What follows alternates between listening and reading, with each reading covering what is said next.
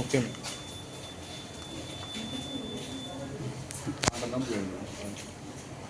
ఓకేనా. మన దేశ భవిష్యత్తు, ఉజ్వల భవిష్యత్తు మనం ఎన్నుకునే ఒక సమర్థవంతమైన నాయకత్వం మీద ఆధారపడింది. ఈరోజు మనం అందరం కూడా ప్రతి ఒక్కరూ ఇళ్ళ నుంచి బయటికి వచ్చి 18 ఏళ్ల వయసు దాటిన వాళ్ళు ప్రతి ఒక్కరూ కూడా తమ ఓటు హక్కు వినియోగించుకోవాల్సిందిగా ఈరోజు విజ్ఞప్తి చేస్తూ ఉన్నాను.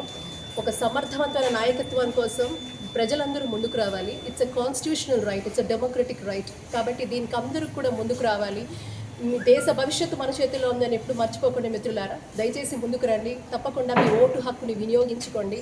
సమర్థవంత నాయకత్వాన్ని మనం గెలిపించుకుందాం.